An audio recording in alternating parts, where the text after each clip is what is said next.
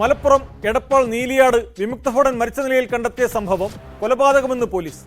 ഒളിവിൽ പോയ പ്രതിയെ കോഴിക്കോട് നിന്നും ചങ്ങരംകുളം പോലീസ് കസ്റ്റഡിയിലെടുത്തു. വേങ്ങശ്ശേരി സ്വദേശി ഗോവിന്ദൻകുട്ടിയുടെ മരണത്തിലാണ് പ്രതി റഫീഖിനെ നരഹത്യാക്കുറ്റം ചുമത്തി അറസ്റ്റ് ചെയ്തത്.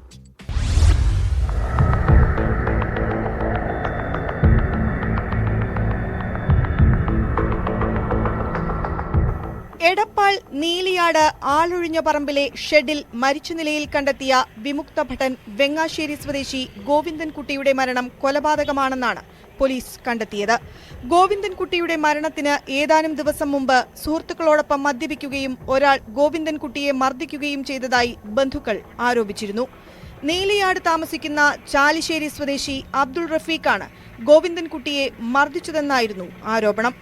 സംഭവശേഷം ഇയാൾ ഒളിവിൽ പോവുകയും ചെയ്തു.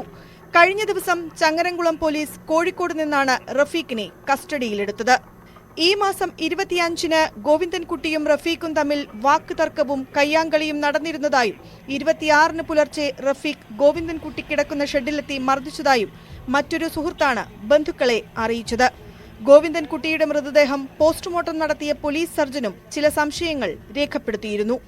അന്വേഷണത്തിനൊടുവിലാണ് റഫീഖിനെ നരഹത്യാ കുറ്റം ചുമത്തി പോലീസ് അറസ്റ്റ് ചെയ്തത്.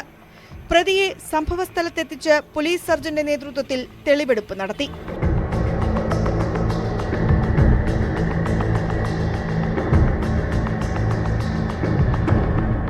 ന്യൂസ് 18 തിരൂർ.